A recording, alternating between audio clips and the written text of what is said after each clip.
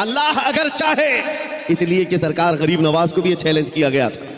आपको एक पुजारी ने कहा था, वो आग जलाए बैठा था, गरीब नवाज ने कहा कि जरा इसमें हाथ डाल दो, जिसकी इबादत करते हो ये तो तुम्हारा खुदा है।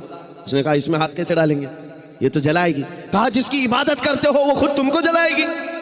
कितने सालों से इबादत कर रहे हो? कहा मेरे बाप दादा सब इसी की इबादत करते आए, हम इस आग को बुझने नहीं देते। कहा फिर हाथ डालो।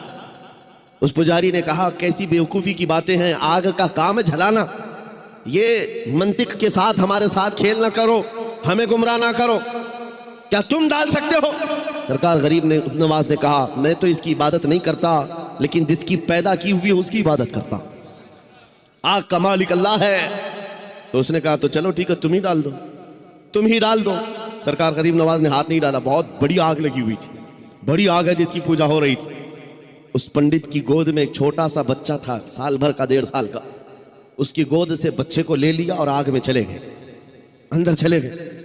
अब ये चीख पुकार करने लगा कि ये दुर्वेश आया, खुद भी जल गया, मेरे बच्चे को भी ले गया। और इतना हल्ला किया कि अंदर से वो नजर नहीं आ रहे थे। लोग जमा होने लगे, आसपास के सब जमा हो गए, और सबको ये हैरत थी कि ये जलकर राख हो जाए, आग को बुझाएंगे तब ये मिलेंगे।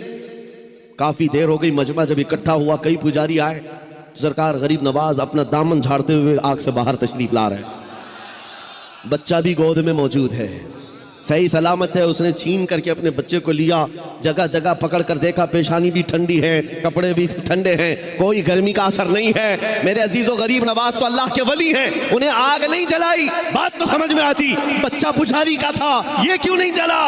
मुफस्सिरीन कहते हैं, तारीखदान कहते हैं, देखना ये है हाथ में किसके था बच्चा। इसीलिए हम कहते हैं ख्वाजा का दामन, गौस का दामन, अरे जहां हाथ लग जाए उस पर आग नहीं लगती। मैं आपसे ये बात कर रहा हूं, हमसे भी कहा गया था ये कैसी बातें हैं, बड़े बड़े दावे हैं। हमने यही कहा हमारा दावा नहीं है, ये रसूलुल्लाह की इज्जत की बात है।